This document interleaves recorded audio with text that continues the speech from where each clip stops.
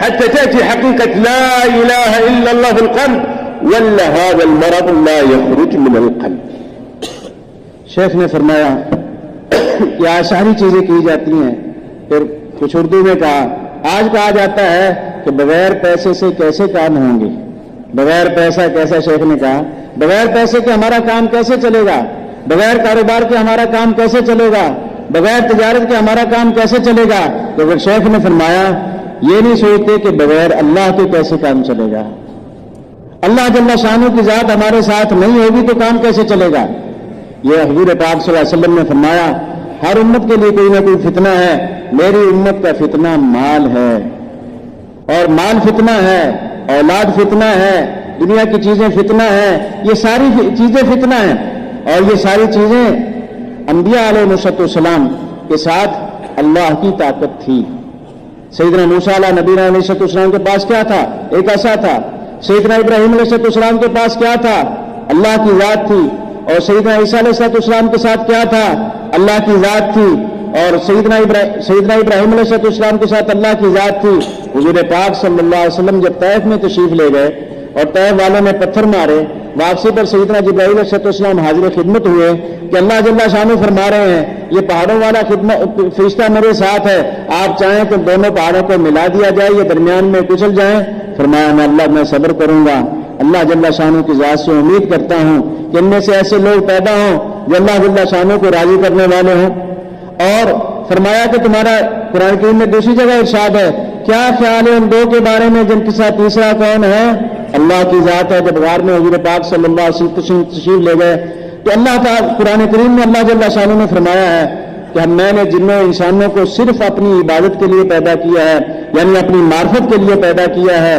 اللہ تبارک جب تک ہم اللہ کے راستے میں نکل کر اللہ کی بڑائی کو بیان نہیں کریں گے، اللہ کی تسبیح کو بیان نہیں کریں گے، اللہ تعالیٰ شانہ کی بزرگی کو بیان نہیں کریں گے، اللہ جل شانہ کی عظمت کو بیان نہیں کریں گے، اور بار بار ان دونوں کو نہیں بولیں گے تو یہ مال کا یقین ہمارے دلوں میں سے نکلے گا نہیں. اور اللہ جل شانہ فرماتے ہیں تم میرے ساتھ ویسے ہو جاؤ جیسے ہونا چاہیے تو پھر میں وہ کر دوں گا جیسے تم چاہتے ہو، جیسے تقاضا ہے تم سے ویسے تم میرے ساتھ ہو جاؤ تو پھر جو تمہارے تقاضے ہیں سارے کے سارے میں پورے کر دوں گا. لذلك ټول کامیابی پښتو تاسو پښتو پوری ټول کامیابی صرف د الله پلاس تاسو پوری صحیح ټول کامیابی صرف اللہ پلاس الله پلاس کا وصرف ټول کامیابی صرف دين كامل. دين كامل يعني ايش؟ دين كامل حياة النبي صلى الله عليه وسلم. النبي صلى الله عليه وسلم زندگی هذا كاميابي. اذا امسك حياة النبي صلى الله عليه وسلم صورة النبي صلى الله عليه وسلم، سيرة النبي صلى الله عليه وسلم، سريرة النبي صلى الله عليه وسلم كاميابي. فرمایا ساری کی ساری کامیابیاں اللہ جل شانہ کے ہاتھ میں ہیں، اور ساری کی ساری کامیابیاں پورے کے پورے دین میں ہیں. پورا دین کیا ہے؟ سید الانبیاء صلی اللہ علیہ وسلم کی مبارک زندگی، یہ پورا دین ہے. صورت بھی آپ صلی اللہ علیہ وسلم جیسی ہو جائے، سیرت بھی آپ صلی اللہ علیہ وسلم جیسی ہو جائے، اور سریرت یعنی اندر کے جذبات بھی اللہ جب کے نبی صلی اللہ علیہ وسلم جیسے ہو جائیں. صورت، سیرت، سریرت، ان تینوں اعتبار سے ہمیں نبی پاک صلی اللہ علیہ وسلم کی زندگی کو اپنی زندگی کے اندر لے آئیں. یہ پورے کا پورا دین ہے. في كل شيء، في العبادات، في المعاملات، في المعاشرات، في الأخلاق، في الإيمان، في كل حوائجك انظر ماذا فعل النبي صلى الله عليه وسلم. هذا علم الحال، هذا علم لابد أننا نعرف حياة النبي صلى الله عليه وسلم، كيف صلى، كيف صام، كيف زوج، كيف ربى أولاده، كيف كان علاقته مع جاره، كيف معاشراته، كيف أخلاقه، كيف كل شيء ننظر في حياة النبي صلى الله عليه وسلم نفلح. شیخ نے فرمایا کہ ہر جگہ پر ایمان میں، عبادات میں، معاملات میں، معاشرت میں، اخلاق میں، ساری چیزوں کے اندر حضور پاک صلی اللہ علیہ وسلم کی زندگی آ جائے. فرمایا یعنی کہ حال کے امر کو پہچاننا، किस हाल में अल्लाह के नबी सल्लल्लाहु अलैहि वसल्लम का क्या तरीका है, किस हाल में अल्लाह के नबी सल्लल्लाहु अलैहि वसल्लम ने क्या फरमाया, क्या करके दिखाया है। 24 घंटे की जिंदगी में अगर अल्लाह के नबी सल्लल्लाहु अलैहि वसल्लम की हयात मुबारक आ गई तो हम पूरे के पूरे कामयाब हो जाएंगे। ونحافظ على الصلوات ونحافظ على أوامر الله ونحافظ على الأذكار ونحافظ على الدعاء ونحافظ على الأخلاق الطيبة كرام المسلمين. لا يؤمن أحدكم حتى يحب لأخيه ما يحب لنفسه. نحافظ على أعمالنا، كيف تكون أعمالنا خالصة لوجه الله. كلما زاد الإيمان زادت الصفات في حياتنا وجاءت حقيقة في حياتنا. هذا أحوال الكرام، كل هذا يحتاج إلى جهد. ليس بالأمر البسيط، ليس بيان سمعنا أو كذا خرجنا 3 أيام أو 4 شهور أو كذا. هذا شغل اليوم إلى الموت، باقي حياتنا كلها نقضيه على منهاج النبوة. أول علم علم النبي صلى الله عليه وسلم هذه الأمة علم الدعوة إلى الله. फरमाया कि अपनी इबादत का एहतमाम करें, अज़कार का एहतमाम करें, सुबह शाम की दुआओं का एहतमाम करें, अपने अच्छे लोगों के साथ अच्छे मामले का एहतमाम करें, सारे कामों को अल्लाह जल्ला शानू की रजा के लिए करने का एहतमाम करें। इन सारी चीज़ों को सीखने के लिए अल्लाह जल्ला शानू के रास्ते में निकलना पड़ेगा। और हम सारे ये नियत करें, इन सारी अब जो जिंदगी बाकी रह गई है, जैसे हुजूर पाक सल्लल्लाहु अलैहि वसल्लम ने फरमाया, जैसे आप सल्लल्लाहु अलैहि वसल्लम ने करके दिखाया, फरमाया कि मिनहाज नबूवत पर, अल्लाह के नबी सल्लल्लाहु अलैहि वसल्लम के नहज पर, तरीके पर बाकी सारी जिंदगी गुजारेंगे। हमारा मकसूद योकाल नहीं, योकाल वला 7 महीने वला 4 चलोर में से पुख्ते उर्दू कुल्लू खलास खत्म। ولكن مقصود क्या? मकसूद दीन मुकम्मल, दीन कामिल। ऐसा नहीं माशाल्लाह पराना साथी योकाल सलोर मियाश्त अल्लाह पराना का हर काल सही 4 मास सलोर मियाश्त. لا، مقصود الجهد دين مكمل، دين عبادات كامل، معاملات كامل، معاشرات كامل، أخلاق كامل، لأن الإيمان كامل. تسكوني تيار أقول إن شاء الله قوموا يلا من مستعد تيار إن شاء الله يوكال إن شاء الله بسم الله. भाई खड़े हुए ही बैठ जाए जी.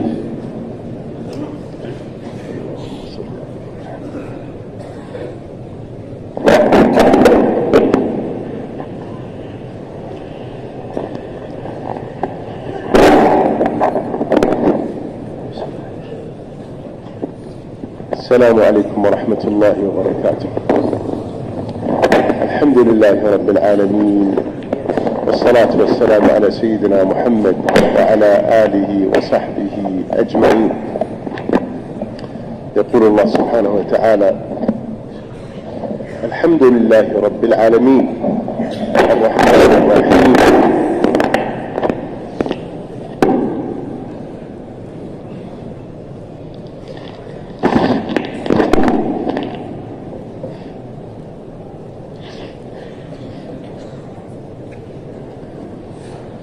الحمد لله رب العالمين، والصلاة والسلام على سيدنا محمد وعلى آله وصحبه أجمعين.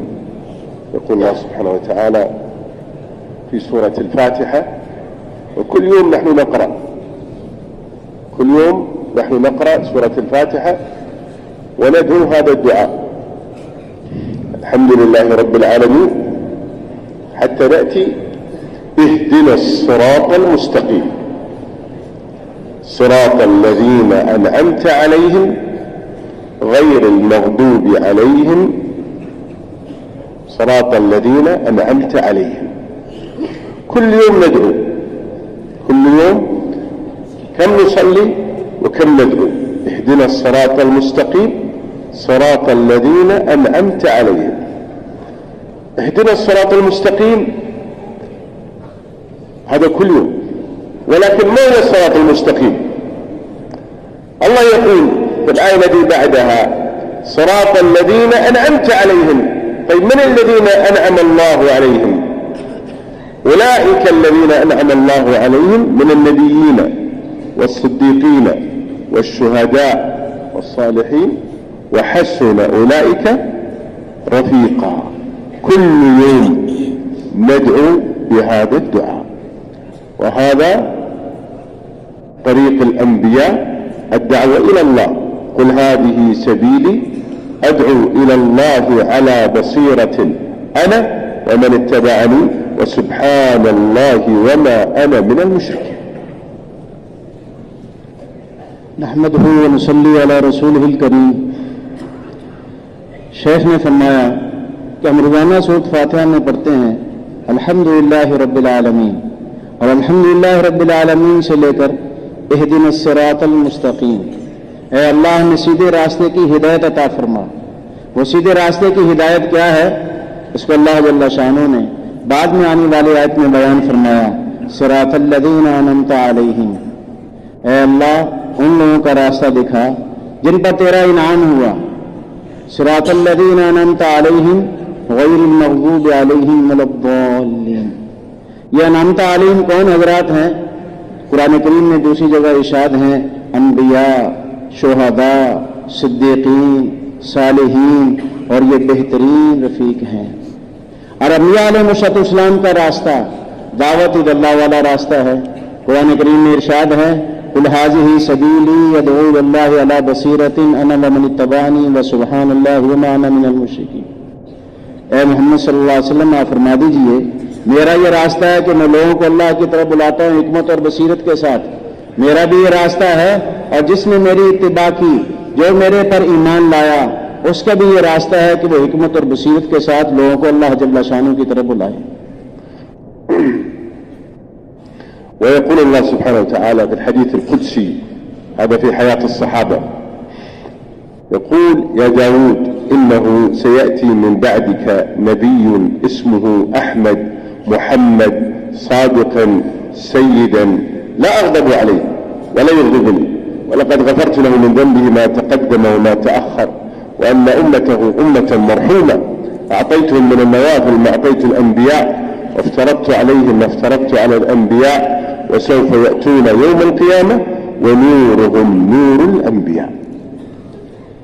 اور فرمایا کہ حیات الصحابہ میں ہے اللہ جل شانہ نے داؤد علیہ السلام کو فرمایا اے داؤد تیرے بعد ایک نبی آئیں گے جن کا نام احمد ہے، محمد ہے، سچے ہوں گے، سردار ہوں گے، مجھے وہ کبھی ناراض نہیں، میں کبھی ان سے ناراض نہیں ہوں گا، وہ کبھی مجھے ناراض نہیں کریں گے.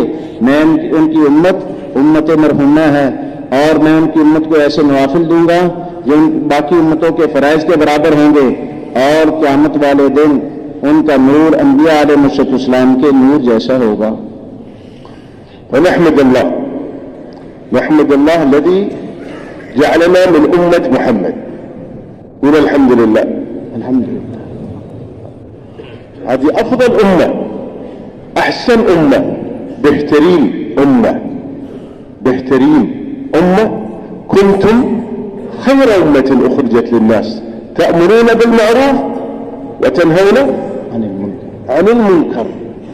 هذه أفضل أمة، لدرجة أن نبي من الأنبياء من أولي العزم وهو موسى عليه الصلاة والسلام دعا ربه أن يجعله فرد من أمة محمد صلى الله عليه وسلم.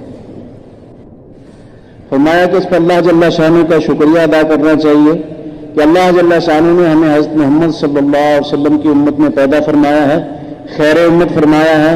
اس پر شیخ نے فرمایا کہ سارے الحمدللہ کہیں کہ اللہ کا شکر ہے کہ اللہ جل شانہ نے خیر امت فرمایا. قرآن کریم میں ارشاد ہے تم بہترین امت ہو، لوگوں کے نفع رسانی کے لیے نکالے گئے ہو، نیکی کا حکم کرتے ہو، برائی سے منع کرتے ہو، اللہ جل شانہ پر ایمان رکھتے ہو. اور پہلے انبیاء علیہ السلام نے اللہ جل شانہ سے دعا کی کہ اے اللہ ہمیں یہ امت عطا فرما، تو ایک نبی کی دعا قبول ہوئی.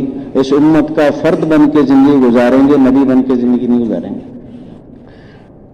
بل دعا النبي صلى الله عليه وسلم أن نكون نصف أهل الجنة. دعاء النبي صلى الله عليه وسلم. ونحن أعمارنا كم؟ يقول النبي صلى الله عليه وسلم أعمار أمتي بين 60 و70 وقليل ما يتجاوز ذلك. كم نقوم بالعبادة والطاعة والخروج والدعوة، كم 20 سنة نلعب، 20 سنة محتارين أين نذهب، 20 سنة نتعلم كيف نعبد ولا ندري كم نعبد. शेख ने फरमाया कि हुजूर पाक सल्लल्लाहु अलैहि वसल्लम की ये दुआ है कि हम उम्मत का कि जन्नत का निस्फ हम हो, बाकी सारी उम्मत आदि जन्नत और उम्मत रसूल सल्लल्लाहु अलैहि वसल्लम आदि जन्नत। फिर अल्लाह जल्ला शानू ने मेरी आपकी उम्रें बहुत थोड़ी बनाई हैं। आप सल्लल्लाहु अलैहि वसल्लम ने फरमाया कि मेरी उम्मत की उम्रें 60 और 70 साल के दरमियान में है। बहुत थोड़े लोग हैं जो 80 साल 90 साल 100 साल तक चले जाए, बट लेकिन अक्सर 60-70 के दरमियान में चले जाते हैं। 60 साल की उम्र में 20 साल तो खेल कूद में गुजर गए, 20 साल जो है खाने पीने में दुनिया की चीजों में परेशानियों में गुजर गए। अब 20 साल हमारे पास रह गए, इसमें कितनी नफलें पढ़ी, कितने फराइज अदा किए, कितनी तिलावत की, कितनी दावत की दी और कैसे इससे फायदा उठाया या फायदा नहीं उठाया। इतनी मुख्तसर सी उम्र अल्लाह जल्ला शान ने मुझे आपको अता फरमाई। فلذلك أحبابي الكرام نحمد الله الذي جعلنا من هذه الأمة. إيش وظيفتها؟ الدعوة إلى الله.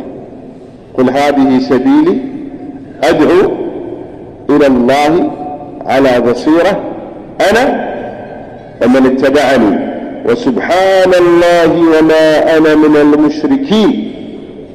يعني الذي يدعو إلى الله ويعظم الله ويكبر الله ويمجد الله وينفي ما سواه حتى يوحد الله، الله يطهر قلبه مما سواه. फरमाया कि हमें फिक्रमंद होना चाहिए। अल्लाह जल्ला शानू ने कुरान करीम में इरशाद फरमाया है कि अल्लाह के हबीब सल्लल्लाहु अलैहि वसल्लम ने फरमाया मेरा यह काम है कि मैं लोगों को अल्लाह की तरफ बुलाता हूँ हिकमत और बसीरत के साथ, और जिसने मेरी इत्तिबा की उसका भी यही काम है। और अल्लाह जल्ला शानू की ज़ात पाक है और मैं शिरक करने वालों में से नहीं हूँ। और फिर फरमाया जो आदमी रोजाना अल्लाह की हम्द बयान करेगा, रोजाना अल्लाह की बड़ाई बयान करेगा, रोजाना अल्लाह की बुजुर्गी बयान करेगा, रोजाना अल्लाह जल्ला शानू को बयान करेगा, अल्लाह जल्ला शानू उसके दिल को शिरक से गैरुल्लाह से पाक कर देंगे और उसके दिल को पाक और साफ फरमा देंगे। فرعون كان يقينه على الملك، هامان كان يقينه على الملك، قارون كان يقينه على المال، وقوم عاد هكذا يقينهم على العمران، وقوم ثمود وقوم صالح وقوم شعيب وقوم عيسى عليهم الصلاة والسلام كان يقينهم على غير الله، الذي على الملك والذي على المال والذي على الجاه والذي على العلم والذي على أشياء كثيرة. الله بعث أنبياءهم حتى يقولوا للناس أيها الناس قولوا لا إله إلا الله تفلحوا. جميع الأنبياء قالوا للناس قولوا لا إله إلا الله تفلحوا.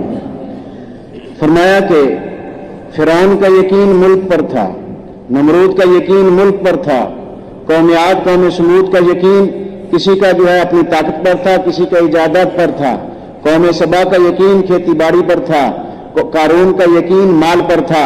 इसी तरह कौमों का यकीन किसी का अक्सरियत पर, किसी का ताकत पर, किसी का किसी चीज पर, किसी का किसी चीज पर, मुख्तलिफ चीजों पर अल्लाह के अलावा पर यकीन था।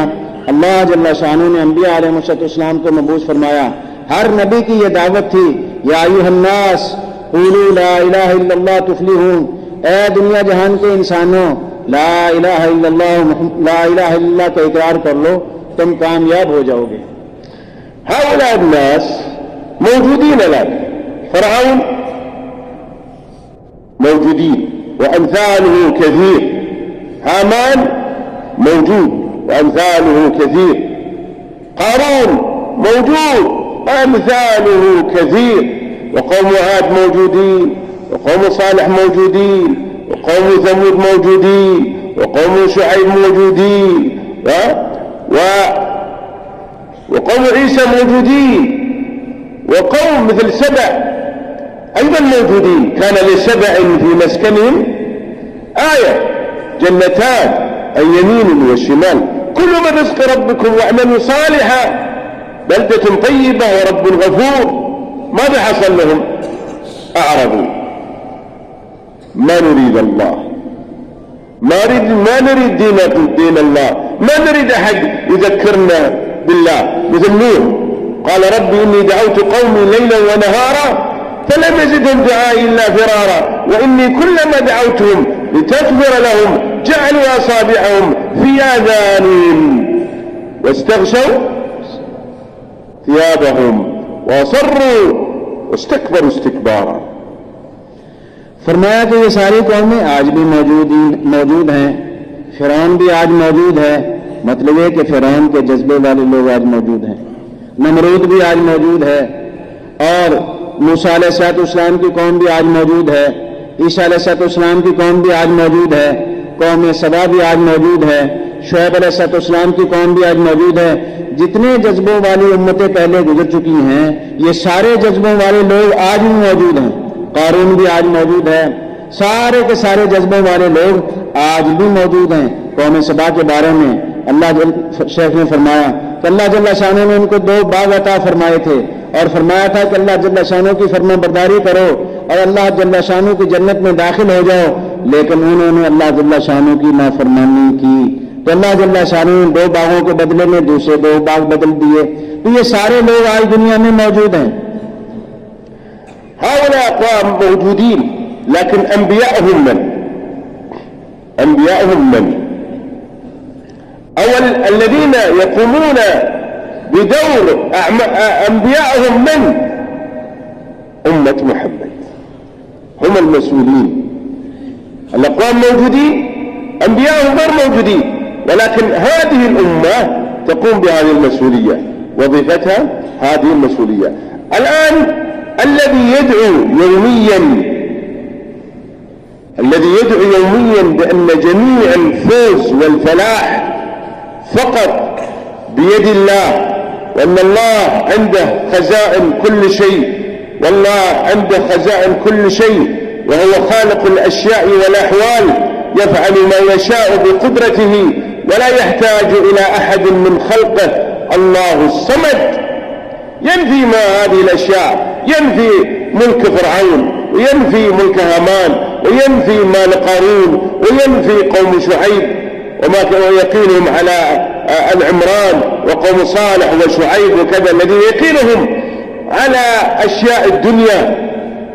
لو هؤلاء قاموا على هذه الأشياء الذي عندهم من الملك والمال والتجارة والعلم وكذا، ولكن على أساس الإيمان والتوحيد وعبادة الله وحده، كان رضي الله عنهم. ولكنهم لا يريدون هوى النفس. كان عندهم هوى، عندهم دين الهوى ليس دين الهدى، وبالتالي أتى عليهم العذاب والعقاب. وهذه الأمة الله شرفها، تقوم بهذه الوظيفة، توجيه القلوب من المخلوق إلى الخالق، من الأسباب إلى الأعمال، من الدنيا إلى الآخرة، من حياة الأغيار إلى حياة النبي صلى الله عليه وسلم، من سائر الجهود إلى جهد النبي صلى الله عليه وسلم. शेख ने फरमाया कि आज ये सारी उम्मतें मौजूद हैं, लेकिन उनके अंबिया कौन हैं? अब अंबिया अलैहिस्सलाम अपनी अपनी कौमों के अंबिया चले गए। सैयदुल अंबिया सल्लल्लाहु अलैहि वसल्लम के बाद उनको अल्लाह की तरफ बुलाने वाली ये उम्मत मोहम्मद सल्लल्लाहु अलैहि वसल्लम है। अल्लाह जल्ला शानो ने मेरी आपकी जिम्मेदारी लगाई है, और अल्लाह जल्ला शानो ने मेरे आपके जिम्मे लगाया है कि उनको अल्लाह जल्ला शानो की तरफ मुतवज्जे करना, जहां जहां उनका यकीन अटका हुआ है उसकी नफी करना, कौम शुएब की नफी करना, कौम सालेह अलैहिस्सलाम की नफी करना, कौम आद की नफी करना, कौम समूद की नफी करना, कौम सबा की नफी करना, फिरौन की नफी करना, हामान की नफी करना, कारून की नफी करना। जहां जहां उन कौमों का यकीन अटका हुआ था उन सारे यकीनों की नफी करना और अल्लाह जल्ला शानू का इस बात करना, और इस बात को बार बार बयान करना कि अल्लाह जल्ला शानू सारी चीजों के खालिक है, अल्लाह जल्ला शानू सारे अहवाल के भी खालिक है, अल्लाह जल्ला शानू सारी कायनात के मालिक है, अल्लाह जल्ला शानू खालिक जात है, समद जात है, बेनियाज जात है, اللہ جل شانہ نے میری آپ کی ساری انسانیت کی کامیابی پورے کے پورے دین میں رکھی ہے. ان باتوں کو اتنا بیان کرنا کہ یہ یقین دل کے اندر سے نکل جائے. لیکن جن لوگوں کے دلوں میں یہ بات بیٹھی ہوئی ہے، جیسے ان قوموں کے دلوں میں بیٹھی ہوئی تھی، وہ دین ہدایت پر نہیں چل رہے بلکہ اپنی ہوا کے دین پر چل رہے ہیں. وہ اس بات کو نہیں مانیں گے، لیکن ہم کوشش کرتے رہیں گے، محنت کرتے رہیں گے، یہاں تک کہ جس بات کو مان لیں گے اللہ جل شانہ ان کو کامیاب فرما دیں گے. اللہ يقول عز وجل: أفرأيتم ما تمنون أأنتم تخلقونه أم نحن الخالقون أفرأيتم ما تحرثون أأنتم تزرعونه أم نحن الزارعون. الله يقول: أفرأيتم الماء الذي تشربون أأنتم أنزلتموه من المزن أم نحن المنزلون. الله يقول: أفرأيتم النار التي تورون أأنتم أنشأتم شجرتها أم نحن المنشئون. اللہ جل شانہ فرماتے ہیں کیا پانی کا قطرہ تم ٹپکاتے ہو یا ہم بچہ بناتے ہیں؟ کیا یا تم کھیتی اگاتے ہو یا ہم کھیتی اگاتے ہیں؟ کیا یا آگ کا درخت تم نے اگایا ہے یا ہم نے اگایا ہے؟ زمین سے پانی تم نکالتے ہو یا ہم نکالتے ہیں؟ یہ ساری چیزوں کو اللہ جل شانہ بار بار دہراتے ہیں. النبي صلى الله عليه وسلم يوميا يدعو الأمة إلى لا إله إلا الله، لا معبود بحق إلا الله، خالق الله ولا خالق إلا الله، رازق الله ولا رازق إلا الله، المالك الله ولا مالك إلا الله، المحيي الله ولا محيي إلا الله، دائما ليلا ونهارا حتى تشربت القلوب بمعرفة الله. في يوم من الأيام أعرابي دخل المسجد، مسجد النبي صلى الله عليه وسلم، والنبي صلى الله عليه وسلم كان موجود. ماذا قال بعدما صلى هذا العربي؟ ماذا قال؟ قال: يا من لا تراه العيون ولا تخالطه الظنون ولا يصفه الواصفون ولا تغيره الحوادث ولا تعتريه الدوائر، يعلم مثاقيل الجبال ومكاييل البحار وعدد قطر الأمطار وعدد حبات الرمال وعدد أوراق الأشجار وعدد ما أظلم عليه الليل وأشرق عليه النهار، يا من لا تواريه سماء عن سماء ولا أرض ولا جبل إلا يعلم ما في وعره ولا بحر إلا يعلم ما في قعره. شیخ نے فرمایا وهذا أعرابي. شیخ نے فرمایا کہ اللہ جل شانہ کے حبیب محمد صلی اللہ علیہ وسلم ہمیشہ امت کے سامنے اللہ جل شانہ کی بڑائی بیان کرتے تھے. اللہ خالق ہیں، اللہ مالک ہیں، اللہ کے علاوہ کوئی مالک نہیں، اللہ رازق ہے، اللہ کے علاوہ کوئی رازق نہیں، اللہ جل شانہ بے نیاز ذات ہے، صمد ذات ہے. ہمیشہ آپ صلی اللہ علیہ وسلم اللہ کی بڑائی لوگوں کے سامنے بیان فرماتے تھے.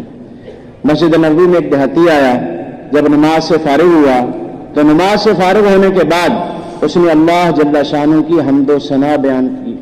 اے اللہ وہ ذات جس کو آنکھیں نہیں دے سکتی، اے اللہ دنیا میں آنکھیں نہیں دے سکتی، جنت میں تو سارے لوگ اللہ جل شانہ کا دیدار کریں گے.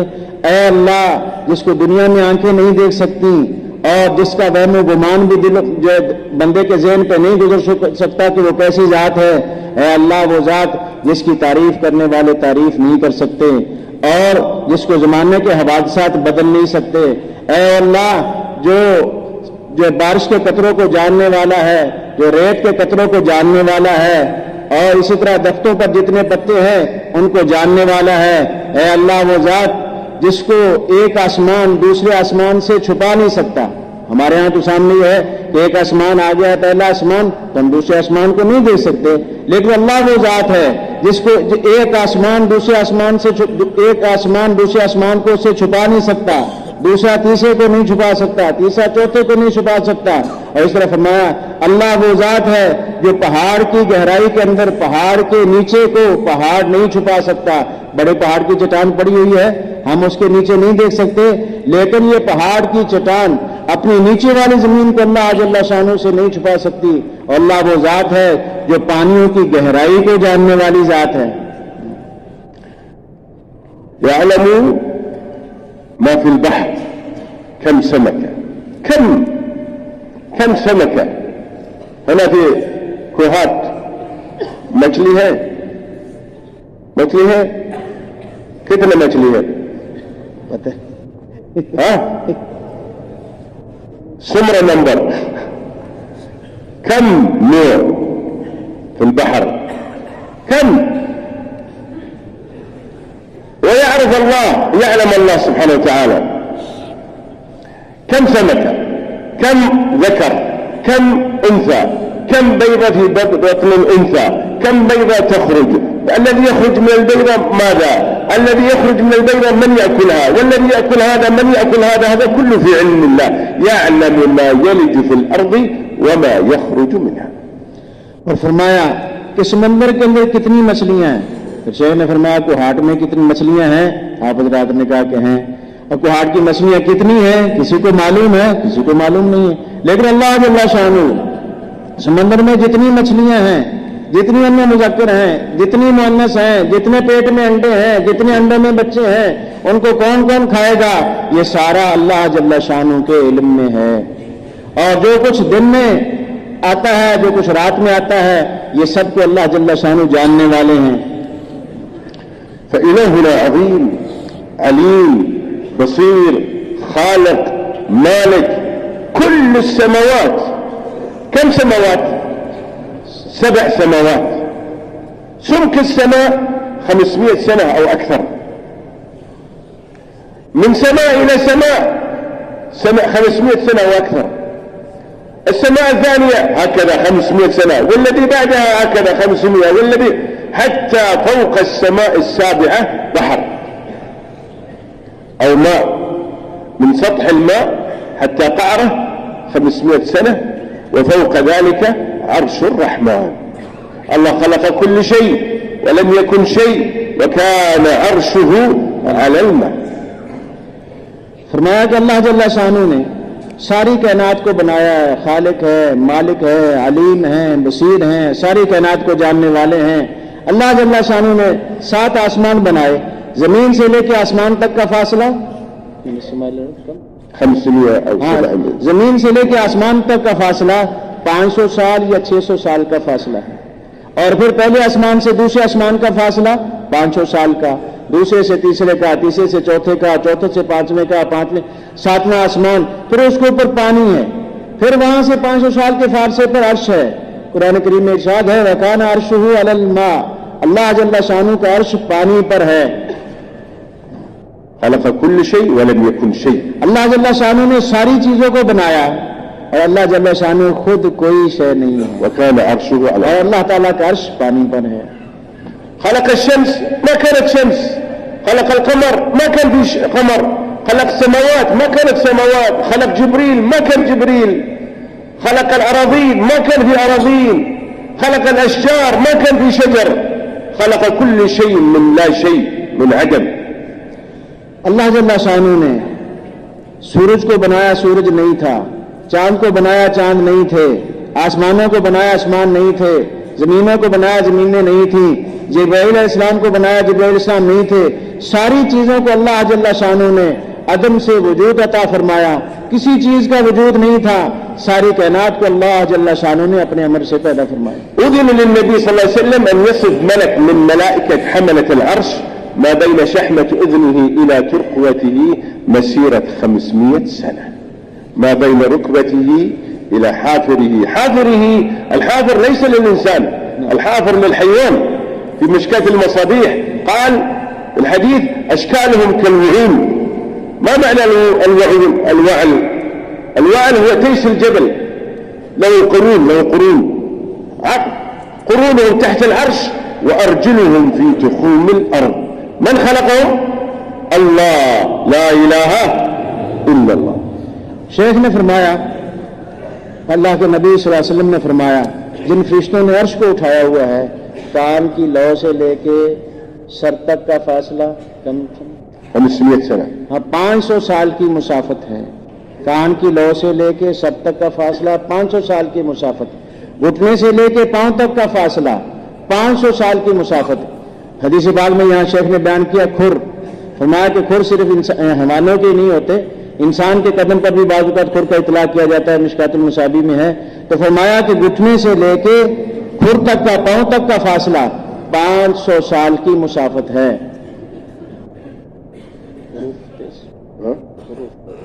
الوعول وعل أشكالهم كالوعول وهو تيس الجبل. हाँ, अल्लाह له قرون.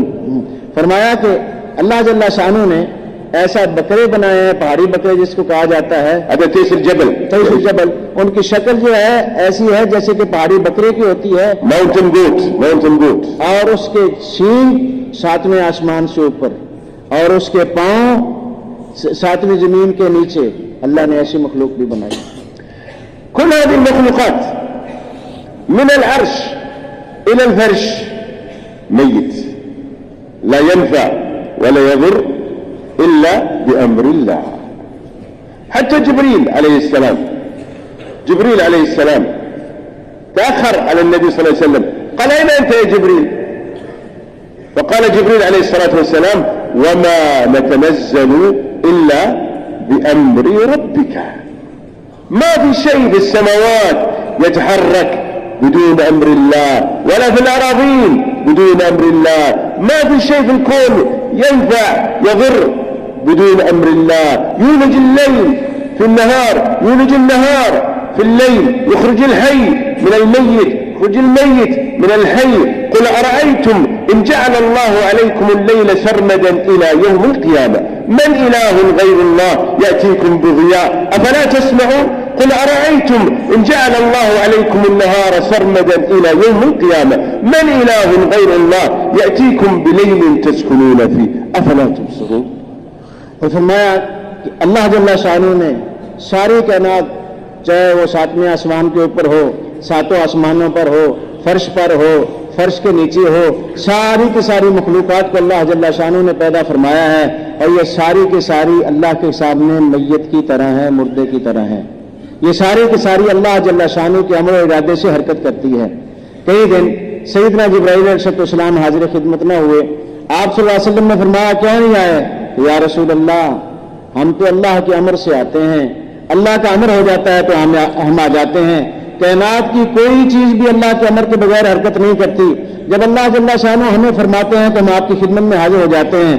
और अल्लाह वो जात है जो जिंदा से मुर्दा को पैदा करता है, मुर्दा से जिंदा को पैदा करता है, रात को दिन में दाखिल करता है, दिन को रात में दाखिल करता है।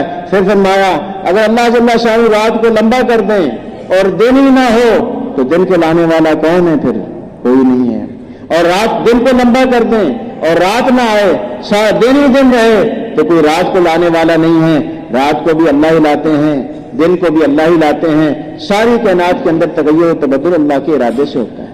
الأمر ليس في المخلوقات بل الأمر عند الله. هو الذي جعل الشمس ضياء، هو الذي جعل القمر نور، هو الذي جعل من الماء كل شيء حي. هو ليس المخلوقات، ليس بنفسها، ولكن الله. أمر الله يا نار كوني بردا وسلاما على إبراهيم. من جعل النار بردا وسلاما على إبراهيم؟ إبراهيم عليه الصلاة والسلام ماذا يقول؟ حسبي الله ونعم الوكيل. فالله قال للنار كوني بردا وسلاما على إبراهيم. الطعام لا يشبع، أكلت الطعام أشبعك الله. الدواء لا يشفي، أخذت الدواء أشفاك الله. الماء لا يروي، شربت الماء أرواك الله. المال لا يقضي حوائجك، المال مخلوق، قضاء الحوائج بيد الله. الله قادر بدون المال يقضي حوائجك، الله قادر بدون الدواء يشفيك، الله قادر بدون الطعام يشبعك، الله قادر بدون الماء يرويك، لأن الفعال هو الله، والمخلوقات كلها ليس لها فعالية إلا بأمر الله. फरमाया कि सारी चीजों के अंदर जो है वो अल्लाह का अमर कार फरमा है। چیزوں کی ساری خاصیات اپنی نہیں ہیں، اللہ جل شانہ کی عطا کرتا ہے۔ سورج کو اللہ جل شانہ نے بنایا تو سورج کے اندر روشنی کس نے رکھی ہے؟ اللہ جل شانہ نے رکھی۔ چاند کو اللہ نے بنایا، چاند کے اندر روشنی کس نے رکھی ہے؟ اللہ جل شانہ نے رکھی ہے۔ پانی کو پیا، پانی کے اندر پیاس بجھانے کی صفت کس نے رکھی؟ اللہ جل شانہ نے رکھی۔ کھانا کھایا، کھانا کھانے سے بھوک دور ہوئی تو یہ بھوک دور کرنے کی صفت اللہ جل شانہ نے رکھی ہے۔ تو دوائی کھائی، دوائی سے صحت ملی تو یہ صحت دوائی کے اندر نہیں ہے۔ کتنے لوگوں نے دوائی کھائی اور مر گئے؟ تو دوائی کے اندر صحت نہیں ہے، صحت اللہ کے امر سے آئی۔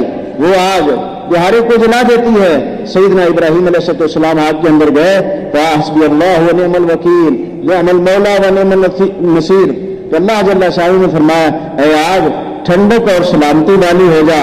تو ساری چیزوں کو بھی اللہ نے بنایا اور ساری چیزوں کے اندر جتنی صفات ہیں وہ بھی اللہ تعالیٰ نے بنائی۔ صحت دوائی سے نہیں ملی، صحت اللہ کے امر سے ملی۔ بھوک دوائی کھانے سے دور نہیں ہوئی، اللہ کے امر سے دور ہوئی۔ پیاس پانی سے نہیں بجھی، اللہ کے امر سے بجھی۔ جتنی بھی چیزیں اللہ جل شانہ نے بنائی ہیں ساری چیزوں کے اندر اللہ کا امر کار فرما ہے۔ ساری چیزوں کی صفات اپنی نہیں ہے، اللہ جل شانہ کی پیدا کرتا ہے۔ ہو سکتا ہے کہ اللہ جل شانہ ان چیزوں کی صفات کو بدل دے، جیسے آگ کے اندر جلانے کی صفت ہے، اللہ جل شانہ نے اس کو ٹھنڈک اور سلامتی والی بنا دیا۔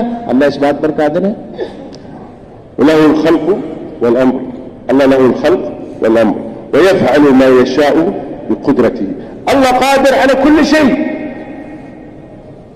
أو كالذي مر على قرية وهي خاوية على عروشها قال أنى يحيي هذه الله بعد موتها فأماته الله 100 عام ثم بعثه قال كم لبثت؟ قال لبثت يوما أو بعض يوم قال بل لبثت 100 عام فانظر إلى طعامك وشرابك لم يتسنى وانظر إلى حمارك ولنجعلك آية للناس وانظر للعظام كيف ننشزها ثم نكسوها لحما فلما تبين له قال أعلم أن الله على كل شيء قدير. وكلما في آية أخرى كلما دخل عليها زكريا المحراب وجد عندها رزقا قال يا مريم أنى لك هذا قالت هو من عند الله إن الله يرزق من يشاء بغير حساب. هنالك دعا زكريا ربه قال رب هب لي من لدنك ذرية طيبة فنادته الملائكة وهو قائم يصلي في المحراب أن الله يبشرك بيحيى. شیخ نے فرمایا اللہ جل شانہ پیدا فرمانے والے ہیں، اللہ جل شانہ کا ہی امر چلتا ہے، اللہ جل شانہ جو چاہتے ہیں اپنی قدرت سے کرتے ہیں۔ سیدنا حضیر علیہ السلام بیت المقدس کے پاس سے گزر رہے ہیں، بیت المقدس اپنی چھتوں پر گرا ہوا ہے، وہاں کوئی آبادی نہیں ہے، تو فرمایا انا یحیی ھذہ اللہ بعد موتھا، اللہ اس بستی کو دوبارہ آباد کیسے فرمائیں گے؟ اللہ جل شانہ نے موت طاری کر دی، 100 سال تک وہاں پڑے رہے اور 100 سال کے بعد جب اٹھایا تو فرمایا بھی کتنی دیر ٹھہرے یہاں؟ یا اللہ 1 دن یا آدھا دن۔ فرمایا 100 سال تک یہاں ٹھہرے رہے، 100 سال تک آپ پڑے رہے۔ دیکھو یہ ہماری قدرت ہے کہ کھانا ویسے کا ویسا تازہ رکھا ہوا ہے، اس میں کوئی کمی بیشی نہیں ہوئی، کوئی خراب نہیں ہوا، کوئی کچھ نہیں ہوا، کھانا ویسے کا ویسا تازہ ہے۔ آپ نے گدھے کو دیکھیے، گدھے کو دیکھا تو اس کی ہڈیاں سفید ہو چکی ہیں، بالکل فوت ہو گیا، مر گیا، ہڈیاں خشک ہو گئی اور خشک ہو کے سفید ہو گئی، ان کے اوپر کوئی چیز باقی نہیں رہی۔ تو پھر فرمایا دیکھو اپنے گدھے کی طرف، دیکھو ہم کیسے ہڈیوں کو جوڑتے ہیں، ٹک ٹک ٹک ٹک ٹک ہڈیاں جوڑنی شروع ہو گئی اور پھر ان کے اوپر گوشت چڑھنا شروع ہو گیا اور پھر گدھے کے اندر جان پیدا ہوئی، گدھے نے بولنا شروع کر دیا۔ جب یہ سارا معاملہ سامنے آیا تو یا اللہ آپ ہر چیز پر قادر ہیں۔ اور پھر دوسرا بیان فرمایا کہ سیدنا زکریا علیہ السلام حضرت مریم کو جب حجرہ بنا کے دے دیا اور اس میں حضرت مریم رہتی تھی، جب بھی پاس جاتے تھے تو وہاں تازہ پھل پاتے تھے۔ تو یا مریم انا لک ھذا، یہ تازہ پھل کہاں سے تمہارے پاس آئے؟ بیت المقدس میں تو اس وقت پھلوں کا موسم نہیں ہے، یہ بے موسمی پھل کہاں سے آئے؟ تو حضرت مریم علیہ السلام نے عرض کیا یہ اللہ کی طرف سے آئے ہیں۔ اس وقت زکریا علیہ السلام نے دعا کی اے اللہ جو مریم کو بے موسمی پھل دے سکتا ہے تو زکریا کو بے موسمہ بیٹا بھی تو دے سکتا ہے، بڑھاپے کے اندر بیٹا بھی تو دے سکتا ہے۔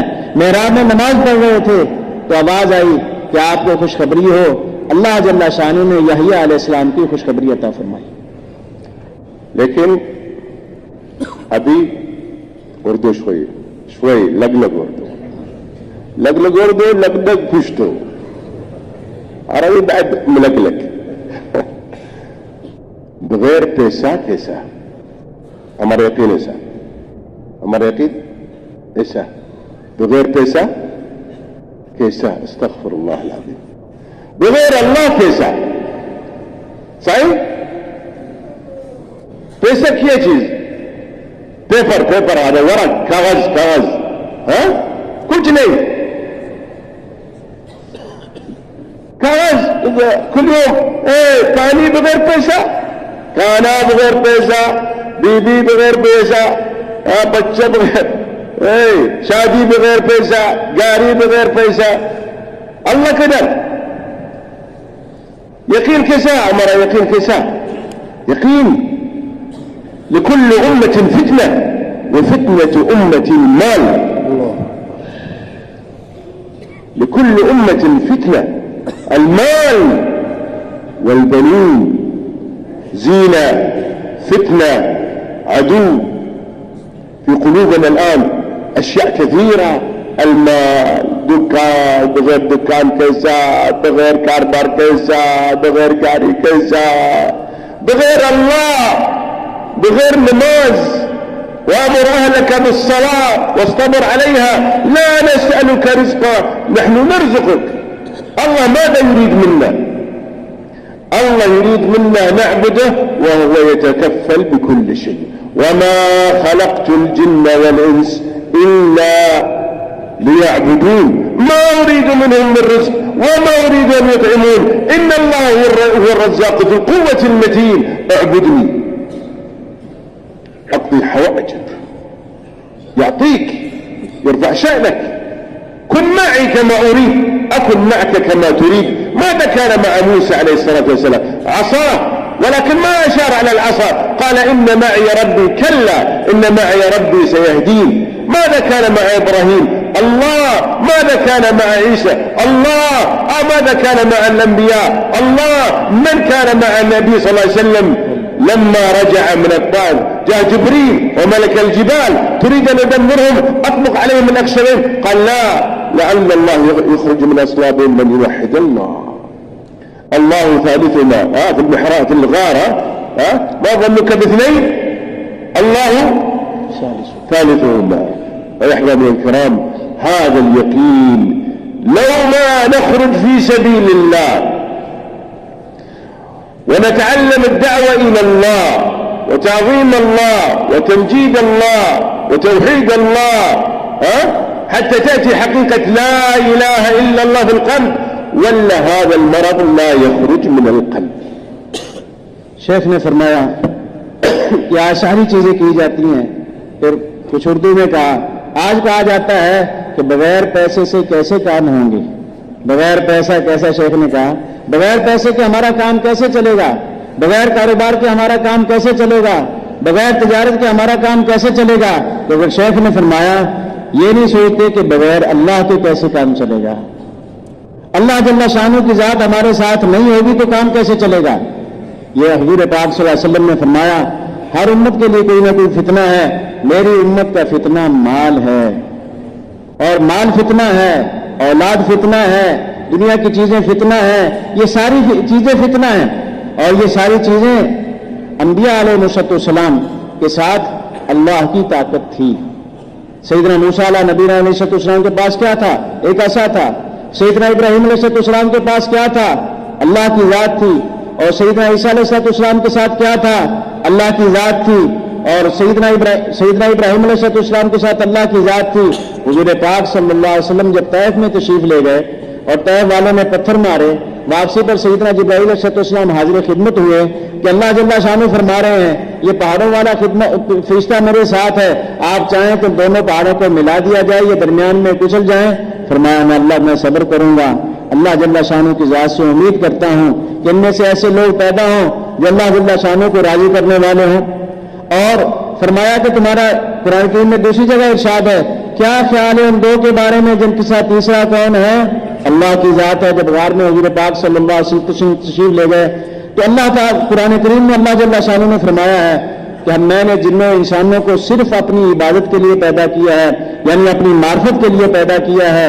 اللہ تبارک جب تک ہم اللہ کے راستے میں نکل کر اللہ کی بڑائی کو بیان نہیں کریں گے، اللہ کی تسبیح کو بیان نہیں کریں گے، اللہ تعالی شانہ کی بزرگی کو بیان نہیں کریں گے، اللہ جل شانہ کی عظمت کو بیان نہیں کریں گے اور بار بار ان بولوں کو نہیں بولیں گے تو یہ مال کا یقین ہمارے دلوں میں سے نکلے گا نہیں۔ اور اللہ جل شانہ فرماتے ہیں تم میرے ساتھ ویسے ہو جاؤ جیسے ہونا چاہیے تو پھر میں وہ کر دوں گا جیسے تم چاہتے ہو، جیسے تقاضا ہے تم سے ویسے تم میرے ساتھ ہو جاؤ تو پھر جو تمہارے تقاضے ہیں سارے کے سارے میں پورے کر دوں گا۔ لذلك ټول کامیابی پښتو تاسو پښتو پوری ټول کامیابی صرف د الله پلاس تاسو پوری صحیح ټول کامیابی صرف اللہ پر الله پلاس کا وصرف ټول کامیابی صرف دين كامل. دين كامل يعني ايش؟ دين كامل حياة النبي صلى الله عليه وسلم. النبي صلى الله عليه وسلم زندگی هذا كاميابي. اذا انت حياة النبي صلى الله عليه وسلم صورة النبي صلى الله عليه وسلم، سيرة النبي صلى الله عليه وسلم، سريرة النبي صلى الله عليه وسلم كاميابي. فرمایا ساری کی ساری کامیابیاں اللہ جل شانہ کے ہاتھ میں ہیں اور ساری کی ساری کامیابیاں پورے کے پورے دین میں ہیں۔ پورا دین کیا ہے؟ سید الانبیاء صلی اللہ علیہ وسلم کی مبارک زندگی، یہ پورا دین ہے۔ صورت بھی آپ صلی اللہ علیہ وسلم جیسی ہو جائے، سیرت بھی آپ صلی اللہ علیہ وسلم جیسی ہو جائے اور سریرت یعنی اندر کے جذبات بھی اللہ کے نبی صلی اللہ علیہ وسلم جیسے ہو جائیں۔ صورت، سیرت، سریرت ان تینوں اعتبار سے ہمیں نبی پاک صلی اللہ علیہ وسلم کی زندگی کو اپنی زندگی کے اندر لے آئیں، یہ پورے کا پورا دین ہے۔ في كل شيء، في العبادات، في المعاملات، في المعاشرات، في الأخلاق، في الإيمان، في كل حوائجك انظر ماذا فعل النبي صلى الله عليه وسلم. هذا علم الحال، هذا علم لابد أننا نعرف حياة النبي صلى الله عليه وسلم، كيف صلى، كيف صام، كيف زوج، كيف ربى أولاده، كيف كان علاقته مع جاره، كيف معاشراته، كيف أخلاقه، كيف كل شيء ننظر في حياة النبي صلى الله عليه وسلم نفلح. شیخ نے فرمایا کہ ہر جگہ پر ایمان میں، عبادات میں، معاملات میں، معاشرت میں، اخلاق میں، ساری چیزوں کے اندر حضور پاک صلی اللہ علیہ وسلم کی زندگی آ جائے۔ فرمایا یعنی کہ حال کے امر کو پہچاننا، کس حال میں اللہ کے نبی صلی اللہ علیہ وسلم کا کیا طریقہ ہے، کس حال میں اللہ کے نبی صلی اللہ علیہ وسلم نے کیا فرمایا، کیا کر کے دکھایا ہے۔ 24 گھنٹے کی زندگی میں اگر اللہ کے نبی صلی اللہ علیہ وسلم کی حیات مبارکہ آ گئی تو ہم پورے کے پورے کامیاب ہو جائیں گے۔ ونحافظ على الصلوات، ونحافظ على أوامر الله، ونحافظ على الأذكار، ونحافظ على الدعاء، ونحافظ على الأخلاق الطيبة كرام المسلمين. لا يؤمن أحدكم حتى يحب لأخيه ما يحب لنفسه. نحافظ على أعمالنا، كيف تكون أعمالنا خالصة لوجه الله. كلما زاد الإيمان زادت الصفات في حياتنا وزادت حقيقة في حياتنا. هذا يا أحباب الكرام كل هذا يحتاج إلى جهد. ليس بالأمر البسيط، ليس بيان سمعنا أو كذا خرجنا 3 أيام أو 4 شهور أو كذا. هذا شغل اليوم إلى الموت، باقي حياتنا كلها نقضيه على منهاج النبوة. أول علم علم النبي صلى الله عليه وسلم هذه الأمة علم الدعوة إلى الله. فرمایا کہ اپنی عبادات کا اہتمام کریں، اذکار کا اہتمام کریں، صبح و شام کی دعاؤں کا اہتمام کریں، اپنے اچھے لوگوں کے ساتھ اچھے معاملے کا اہتمام کریں، سارے کاموں کو اللہ جل شانہ کی رضا کے لیے کرنے کا اہتمام کریں۔ ان ساری چیزوں کو سیکھنے کے لیے اللہ جل شانہ کے راستے میں نکلنا پڑے گا اور ہم سارے یہ نیت کریں ان ساری اب جو زندگی باقی رہ گئی ہے، جیسے حضور پاک صلی اللہ علیہ وسلم نے فرمایا، جیسے آپ صلی اللہ علیہ وسلم نے کر کے دکھایا، فرمایا کہ منہاج نبوت پر، اللہ کے نبی صلی اللہ علیہ وسلم کے نہج پر، طریقے پر باقی ساری زندگی گزاریں گے۔ أمام مقصود يوكال لي يوكال ولا 7 महीने वला 4 चलोर में से بخت اردو كله خلاص تربطه ولكن مقصود क्या مقصود دين مكمل دين كامل ऐसा नहीं माशाल्लाह पराना साथी यो काल